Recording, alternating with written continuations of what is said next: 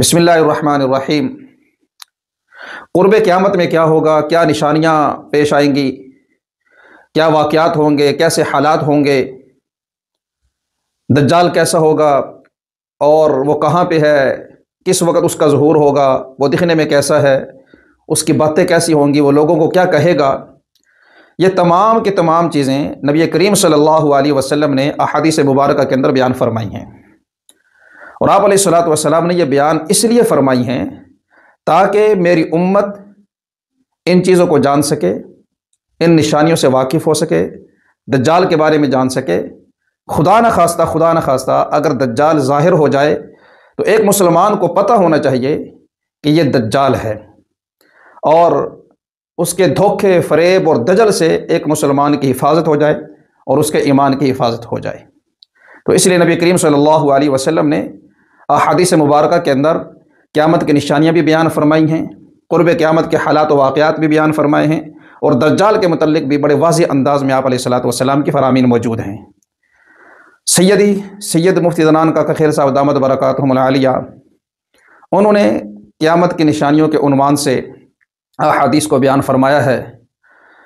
तो उनके बयानात से मुख्तसर हिस्से हम आपके सामने पेश करेंगे ताकि हमारे इल्म में आ सके और हम जान सकें कि क़ुर्ब क़यामत की निशानियाँ क्या हैं, उसके हालात व वाक़यात क्या हैं, दज्जाल कैसे है, कब उसका ज़ुहूर होगा।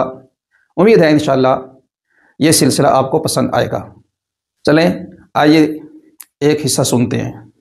ये करीम सल्लल्लाहु अलैहि वसल्लम नमाज़ पढ़ चुके तो मिंबर पे तशरीफ़ फरमा हुए और फरमाया मुस्कुराते हुए कि सब लोग अपनी जगह बैठे रहो, बात करनी। फिर फरमाया कि तुम लोग जानते हो मैंने तुम्हें क्यों जमा किया, मैं क्या करना चाहता हूँ, क्या कहना चाहता हूँ। तो उन्होंने कहा कि अल्लाह व रसूलुहु आलम। साहबा ने कहा अल्लाह और उसके रसूल जानते। ये बताने के लिए जमा किया है कि ये तमीम दारी पहले ईसाई थे, वो आए और उसने बैत की और इस्लाम में दाखिल हो गए। उन्होंने जो वाक़या मुझ सुनाया है जो इन बातों से ताल्लुक़ रखता है जो मैं तुम्हें दज्जाल के बारे में बताता रहता हूँ। यानी आपने कहा कि एक तो दज्जाल के बारे में मैंने तुम्हें कुछ बताया, अब एक वाक़या है जो तमीम दारी के साथ पेश आया और वो उन्होंने सुनाया है मुसलमान होने के बाद। और वो मतलब ये था कि वो उन बातों की तस्दीक करता है जो आज तक तुम्हें दज्जाल के बारे में मैं बताता चला आ रहा हूँ। कहते हैं तमीम दारी कहते हैं कि मैं 30 बंदे थे मेरे पास, 2 मुख्तलिफ कबीलों के, और हम एक बहरी सफ़र पर जा रहे थे और एक जहाज़ के अंदर समुंदर का हम सफ़र कर रहे थे। तो उनसे रास्ता गड़बड़ हो गया समुद्री सफ़र का। 1 महीने तक समुंदर की लहरें उनको उनके उस बहरी जहाज़ को हचकोलों पर रखा और कभी इधर ले गई कभी उधर ले गई। उन्हें पता ही नहीं था कि वो 1 महीने से समुद्र में किस जगह पर है, जैसे समुद्र में रास्ता खो जाए इंसान का। कहा कि अचानक वो जहाज़ जाकर एक जजीरे के ऊपर लंगर अंदाज हो गया, जाकर जजीरे के किनारे जाकर लग गया। उस वक्त सूरज गुरूब हो रहा था। तो इन लोगों ने, जैसे तरीका होता है जहाज़ में छोटी कश्तियाँ रखी होती हैं, तो एक छोटी कश्ती निकाली और उस पर बैठ कर जजीरे पर पहुंच गए, जिस जजीरे के करीब जहाज़ पहुंचा था। तो तमीम दारी कहते हैं कि जब हम उस जजीरे पर पहुंचे तो हमें एक जानवर मिला और उसका जिस्म बालों से भरा हुआ था और इतने बाल थे उसके कि हमें उसकी पुश्त और उसके सर में तमीज़ ही नहीं हो रही थी कि ये इसका मुंह किधर है और इसकी दुम किधर है। बाल ही बाल थे, बस जैसे बालों का एक पूरा वो। तो हमने उस जानवर से कहा, यानी वैसे ही सब बंदा गैर इख्तियारी तौर पर कहता है, उनको ये अंदाज़ा नहीं था कि जानवर बोलेगा। तो हमने कहा तेरा नाश हो, तू क्या चीज़ है, ये क्या चीज़ है। जैसा एक दूसरे को बंदा कहता है कि ये क्या चीज़ है, हमने तो आज तक ऐसी कोई चीज़ नहीं देखी। तो वो बोल पड़ा, वो जो जानवर था, कहा कि मैं जसासा हूँ। तो कहा कि हमने कहा कि जसासा क्या होता है। उसने कहा कि आगे जाओ, आगे एक इमारत आ रही है और उसमें एक आदमी है, वो तुम्हारी बातें सुनने के लिए बड़ा मुतजस्सिस है, बड़े इंतज़ार में है कि कोई आए मुझे कुछ बताए। तो कहते हैं वो जो साहब थे, उनका कि हमने ख्याल आया हमें कि अल्लाह खैर करे ये कहीं शैतान ना हो अंदर जिसका जिक्र कर रहे हैं। खैर हम गए तेज़ी के साथ, अब जाकर उस इमारत में हम दाखिल हो गए। कहते हैं वहाँ हमने एक अजीब व गरीब आदमी देखा, बहुत भारी भरकम कद काठ का और ऊंचा और लंबा। उसके घुटनों से टखनों तक لوہے کی ایک زنجیر بندھی ہوئی تھی اور اس کے ہاتھ اس کی گردن سے بندھے ہوئے تھے. ہم نے اس سے پوچھا کہ تو کون ہے؟ تو اس نے کہا میرا تمہیں جلدی پتہ چل جائے گا. تم یہ بتاؤ کہ تم لوگ کون ہو؟ ہم نے کہا کہ ہم عرب سے آئے ہیں.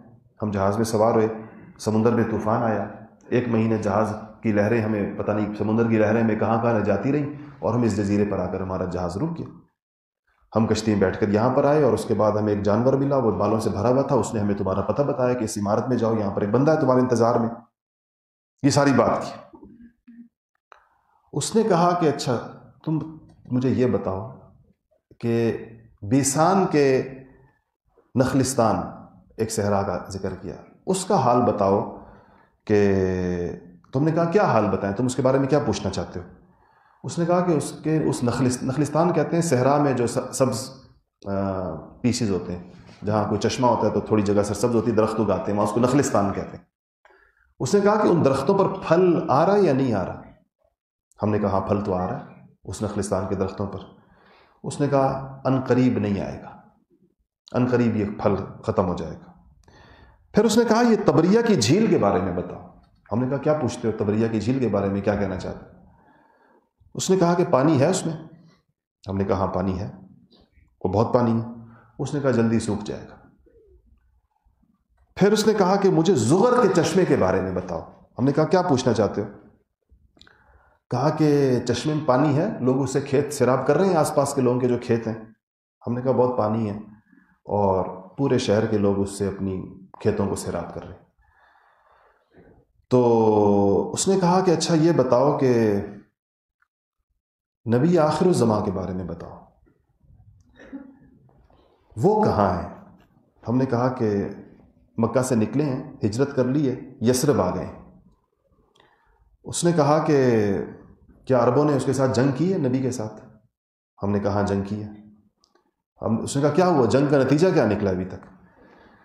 ہم نے کہا کہ وہ ارد گرد کے عربوں پر غالب آ گئے ہیں, لوگوں نے ان کی اطاعت قبول کر لی ہے.